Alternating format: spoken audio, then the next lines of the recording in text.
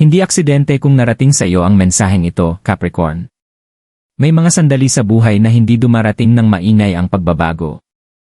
Walang selebrasyon. Walang anunsyo. Isang tahimik na paglipat lamang na tila maliit pero hindi. Ganito ang dalang enerhiya ng Pasko para sa iyo. Hindi ito ang uri ng liwanag na sumisilip sa buong silid, kundi ang liwanag na dahan-dahang nagbubukas ng pintong akala mo'y tuluyan ng nakasara. Matagal ka nang naghihintay para makilala ang pakiramdam na ito, ang katahimikan bago magsimula ang isang tunay na pagbabago.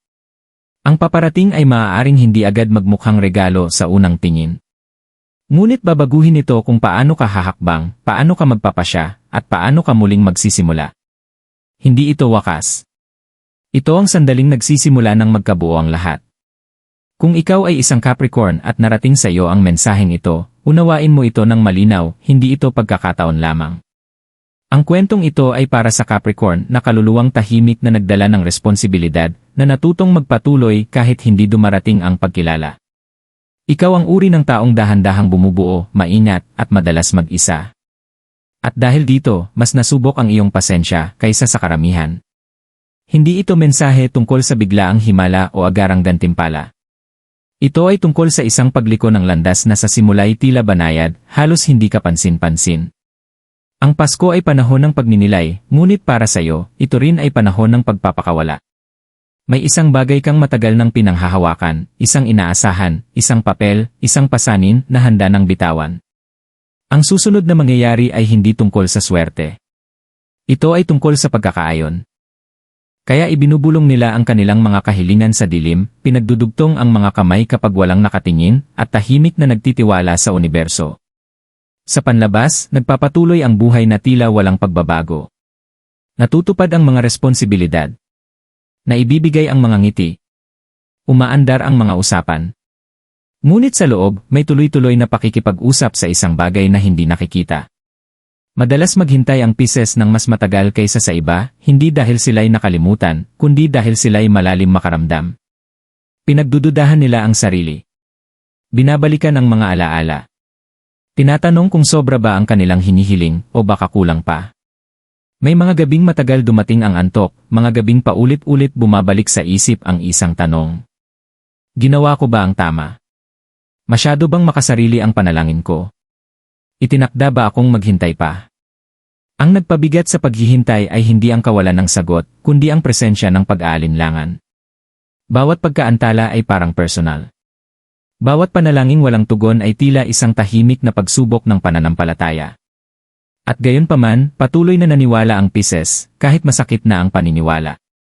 Kahit mas madali sanang tuluyang bumitaw. May lakas sa ganitong uri ng pagtitiyaga, kahit bihira itong magmukhang lakas sa paningin ng iba. Nagdasal ang Pisces sa mga sandaling hindi napapansin ng kahit sino. Habang naghuhugas ng pinggan. Habang nakatitig sa kisam. Habang nakikinig sa mga awiting pamasko na may dalang aliw at lungkot. Ang mga panalangin ito ay hindi laging maayos o makata. Minsan ay magulo. Minsan ay puro damdamin lamang na walang salita, isang pananabik, isang pakiusap, isang pag-asang may magbabago kahit kaunti lang. At ito ang katotohanang bihirang marinig ng Pisces, hindi kailanman nasayang ang tahimik na paghihintay. Bawat sandali ng pagkalito ay humuhubog sa kahandaan. Bawat panalangin tila walang sagot ay pinapalinaw ang layunin. Hindi binabaliwala ng universo ang mga bulong na iyon, maingat itong nakikinig, hinihintay ang sandaling handa na ang Pisces, hindi lamang tumanggap ng sagot, kundi tunay na maunawaan ito. May dalang enerhiya ang gabi ng Pasko na hindi kayang pilitin o ipaliwanag, kundi maramdaman lamang. Ang mundo ay nagiging mas tahimik, hindi lang sa tunog kundi pati sa diwa. Ang mga ilaw ay marahang nagliliwanag sa halip na kumikislap ng maliwanag. Bumabagalan ang mga usapan. Kahit ang oras ay tila mas banayad ang galaw. Para sa Pisces, makapangyarihan ang katahimikang ito. Lumilikha ito ng espasyo para umangat ang intuisyon, lumitaw ang mga damdamin, at mapansin sa wakas ang mga katotohanang matagal nang nakatago. Iba ang gabing ito dahil hindi lamang ito tungkol sa pagdiriwang. Ito ay tungkol sa pagninilay. Sa lahat ng tiniis sa buong taon at sa lahat ng tahimik na inasam habang naglalakbay. Madalas sinasalo ng Pisces ang emosyon ng iba, dala ang saya at sakit na minsan ay hindi naman kanila. Sa gabi ng Pasko, nabibigyan ng sandaling pahinga ang bigat na iyon. Isa ito sa ilang pagkakataon na ang puso ay nakakaramdam ng kaligtasang magbukas ng walang depensa. May dahilan kung bakit mas malakas ang pakiramdam ng mga panalangin sa gabing ito kahit binibigkas lamang sa katahimikan. Ang pinagsamang enerhiya ng pag-asa, pasasalamat, at pag-alala ay lumilikha ng isang uri ng pagkakahanay. Hindi ito nararamdaman ng lahat, ngunit ramdam ito ng Pisces. Maaaring dumating ito bilang biglaang kapayapaan, isang alaalang sumulpot ng walang babala, o isang malalim na emosyonal na pagbitaw na tila galing sa wala. Hindi ito kahinaan, ito ay pagkilala. Sa gabi ng Pasko, ang universo ay nakikipag-usap sa banayad na paraan. Hindi sa pamamagitan ng dramatikong mga palatandaan, kundi sa mga pagbabago ng kamalayan. Maaaring bigla kang mahila sa pag-iisip tungkol sa isang bagay na matagal mong iniiwasan. Maaaring bigla mong maunawaan kung bakit may mga bagay na hindi nangyari ayon sa gusto mo. O kaya'y makaramdam ka ng hindi maipaliwanag na katiyakang may isang bagay na sa wakas ay umaayon na sa tamang lugar. Madaling ipagwalang bahala ang mga sandaling ito, ngunit may dala silang kahulugan. Para sa Pisces, ang gabing ito ay parang tulay sa pagitan ng paghihintay at pagtanggap. Sinusuportahan ng enerhiya nito ang pagsasara, pagtanggap at mga tahimik na tagumpay. Hindi nito minamadali ang mga resulta, hinihahanda nito ang puso upang tanggapin ang mga iyon. Kaya mas mabigat, mas malalim, at mas emosyonal ang pakiramdam ng gabing ito kaysa sa iba. Hindi ka nito hinihiling na gumawa ng kakaiba. Hinihiling lamang nitong makinig ka. Marami ang nag-aakala na ang sagot sa panalangin ay laging malinaw at halata, isang tiyak na senyales, isang biglaang pagbabago, o isang sandaling wala ng puwang ang pagdududa. Ngunit natutunan ng Pisces, kadalasan sa masakit na paraan, na bihirang dumating ang mga sagot sa anyong inaasahan natin. Dumarating sila sa anyong kailangan natin. Tahimik. Dahan-dahan. Halos hindi napapansin sa simula. Para sa Pisces, ang hindi nakikitang sagot ay madalas nagsisimula bilang pagbabago sa loob. Isang kaisipang hindi na kasing sakit gaya ng dati. Isang alaalang bumabalik ng wala ng kirot. Isang kapayapaang pumapalit sa walang katapusang pagtatanong. Maaaring maliit ang mga pagbabagong ito, tila walang halaga, ngunit ito ang wika ng pagkakahanay. Ito ang paraan ng universo ng pagtugon, pinoprotektahan ang puso sa halip na lamunin ito. Minsan, ang sagot ay hindi ang pagbukas ng isang pinto, kundi ang pagkawala ng kapangyarihan ng pintong iyon sayo. Ang dating pakiramdam na parang kailangan ay unti-unting nagiging opsyonal. Ang dating kumokontrol sa iyong isip ay hindi na hawak ang iyong damdamin. Hindi ito pagkawala, ito ay pagpapakawala. At ang pagpapakawala ang isa sa pinaka hindi nauunawa ang anyo ng sagot sa panalangin. Madalas humiling ang Pisces ng linaw, ngunit ang linaw ay hindi laging dumarating bilang katiyakan. Dumarating ito bilang pagtanggap. Maaaring hindi mo pa alam kung ano ang susunod na mangyayari, ngunit hindi ka na ganoon katakot sa hindi alam. Lumalambot ang takot. Humuhupa ang pagmamadali. Nagsisimulang tumubo ang tiwala sa lugar na dati tinitirhan ng pangamba. Hindi ito pagkakataon lamang, ito ay tugon. May mga pagkakataon ding dumarating ang sagot sa pamamagitan ng paglihis ng landas. Isang pagkaantala na nagligtas sa iyo mula sa isang bagay na hindi mo pa kayang makita. Isang pagbabago ng hangarin na marahang inilalayo ka sa kung ano ang unti-unting umuubos sa iyo. Sa mga sandaling ito, tumatalas ang intuisyon ng Pisces, kahit hindi pa malinaw ang lohika. Sa paglipas ng panahon, kapag lumingon ka pabalik, nagiging malinaw ang kahulugan. Ang hindi nakikitang sagot ay nangangailangan ng pasensya dahil hindi ito nagpapakilala. Unti-unti itong nagbubuka sa paglipas ng panahon, sa pamamagitan ng mga pagbabago sa damdamin, mga banayad na pag-unawa, at panloob na kapayapaan. Ito ang dahilan kung bakit maaaring hindi agad mapansin ng Pisces na nasagot na ang kanilang panalangin. Naghihintay pa rin sila ng patunay, hindi nila namamalayan na ang patunay ay nasa loob na nila. Pinapalakas ng gabi ng Pasko ang prosesong ito. Pinapatahimik nito ang ingay upang mapansin ng Pisces kung ano na ang nagbago. At sa katahimikang iyon, unti-unting inihahayag ang sagot, hindi bilang isang dramatikong pangyayari, kundi bilang isang banayad na katotohanang sa wakas ay tama na ang pakiramdam. Ang sandali ng pagliko ng tadhana para sa Pisces ay hindi dumarating na may anunsyo o malinaw na tagubilin. Dumarating ito ng tahimik, madalas sa panahong hindi ka handa. Walang tinig na magsasabing nagbago na ang lahat. Sa halip, may isang pakiramdam, isang banayad na pagbabago na marahang tumitimo sa iyong dibdib. Maaaring hindi mo agad ito mapansin. Mapapansin mo lamang na may isang bagay na hindi na kasing bigat gaya ng dati. Ang sandaling ito ay nararamdaman, hindi naririnig, dahil ang Pisces ay namumuhay sa mundo ng damdamin at intuisyon.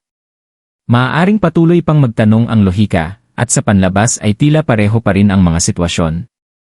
Ngunit sa loob, lumalambot ang pakikibaka. Humuhupa ang patuloy na pangangailangan ng katiyakan. Nawawala ang kapit ng pagnanais na balikan ang nakaraan. Ang pumapalit ay hindi kasabikan, kundi linaw, isang payapang pag-unawa na anuman ang susunod na mangyari, kakayanin mo ito. Para sa ilang Pisces, ang sandaling ito ay dumarating bilang pagpapatawad, hindi man sa iba, kundi sa sarili. Pagpapatawad sa panahong ginugol mo sa paghihintay. Pagpapatawad sa mga pagkakamaling akala mo'y nagawa mo. Pagpapatawad sa mga sandaling muntik ka ng sumuko. Makapangyarihan ang pagpapakawalang ito dahil lumilikha ito ng espasyo para may bagong tumubo ng walang pagtutol. Para naman sa iba, dumarating ang sandali bilang isang tahimik na desisyon. Hindi isang dramatikong pangako o matapang na deklarasyon, kundi isang simpleng kaalaman sa loob, handa na akong magpatuloy. Maaaring hindi nito agad baguhin ang lahat, ngunit binabago nito kung paano mo dinadala ang iyong sarili. Nag-iba ang enerhiya. Gumagaan ang puso. Hindi na kasing banta ang hinaharap. Ang nagbibigay halaga sa sandaling ito ay ang kasimplehan nito. Walang kailangang ipaliwanag sa kahit sino. Hindi mo kailangan ng pagpapatunay o pahintulot. Ang pagbabagong ito ay personal, sagrado, at malalim na umaayon sa iyong panloob na katotohanan. Ito ang uri ng pagbabago na nangyayari lamang kapag tama na ang oras. Ito ang sandaling nagtatapos ang paghihintay, hindi dahil nalutas na ang lahat, kundi dahil hindi na nakakaramdam ng pagkakaipit ang Pisces. Maaaring hindi pa malinaw ang landas sa unahan, ngunit nawala na ang takot na lakarin ito ng mag-isa. At doon mo malalaman na dumating na ang sandali ng pagbabago. Kapag ang sagot ay sa wakas umaayon na sa tamang lugar, maaaring hindi agad mapansin ng Pisces ang lalim ng epekto nito. Ang pagbabago ay hindi laging dumarating na may dramatikong pangyayari o nakikitang gantimpala. Sa halip, unti-unti nitong binabago kung paano mo nararanasan ang pag-ibig, pananampalataya, at direksyon, tahimik, ngunit permanente. Maaaring pareho pa rin ang itsura ng mundo, ngunit hindi ka na gumagalaw dito sa parehong paraan. Sa pag-ibig, may isang lambot na dumarating. Humihinto ang Pisces sa paghahabol ng emosyonal na katiyakan, at nagsisimulang makaakit ng mga ugnayang mas kalmado at balanse. Hindi ibig sabihin nito na nagiging perpekto ang pag-ibig, nagiging tapat ito. Mas hindi ka na nakakapit sa mga resulta at mas nakaugat sa kung ano ang tunay na tama ang pakiramdam. Lumalalim ang emosyonal na koneksyon hindi sa tindi, kundi sa pag-unawa. Para sa ilan, ito ay paggaling ng isang lumang sugat. Para sa iba, ito ay ang pagbitaw sa isang ugnayang hindi na umaayon sa kung sino ka nang nagiging ngayon. Nagbabago rin ang pananampalataya. Hindi sa malakas o dramatikong paraan, kundi bilang isang matatag at nakapapawi na presensya. Natututuhan ng Pisces na ang pananampalataya ay hindi tungkol sa palaging katiyakan, ito ay tungkol sa pagtitiwala sa gitna ng kawalan ng kasiguruhan. Humuhupa ang pangangailangang questionin ang bawat pagkaantala. Maaaring magtanong ka pa rin, ngunit hindi na mabigat ang pagtatanong. Lumalakas ang pakiramdam na may layunin ang timing, kahit minsan ay hindi komportable. Ang ganitong uri ng pananampalataya ay mas tahimik, ngunit mas matibay kaysa sa bulag na paniniwala. Nagiging mas malinaw din ang direksyon, kahit wala pang detalyadong plano. Nagsisimulang maramdaman ng Pisces kung saan dapat ilaan ang enerhiya, at kung saan hindi na. Hindi na pilit ang mga desisyon. Mas nagtitiwala ka sa iyong intuisyon, at bilang tugon, mas madali ka nitong ginagabayan. Ang mga landas na dati magulo ay unti-unting kumikipot sa natural na paraan. Ang hindi kabilang ay kusang nawawala ng walang laban. Ang pinakamalaking pagbabago ay panloob. Hindi na nakakaramdam ng pagkakahiwalay ang Pisces sa kanilang paglalakbay. May pagkakahanay na sa pagitan ng puso, intuisyon, at kilos. Hindi nito ibig sabihin na nagiging madali ang lahat, ngunit nagiging makabuluhan. Bawat hakbang pasulong ay may intensyon, may suporta, at totoo sa sarili. Ganito binabago ng sagot ang iyong buhay.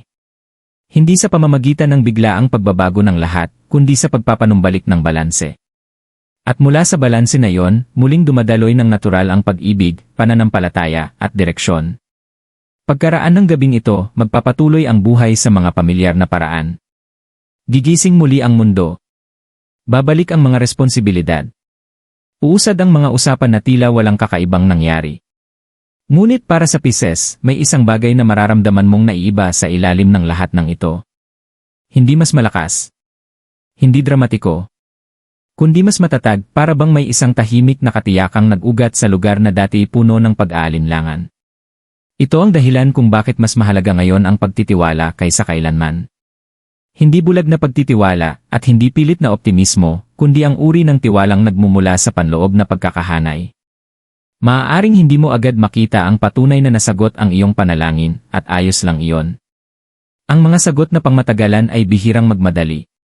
Unti-unti silang nahahayag, hinahayaan kang lumaki kasama nila sa halip na malunod sa biglaang pagbabago. Bigyang pansin kung ano ang iyong nararamdaman sa mga susunod na araw.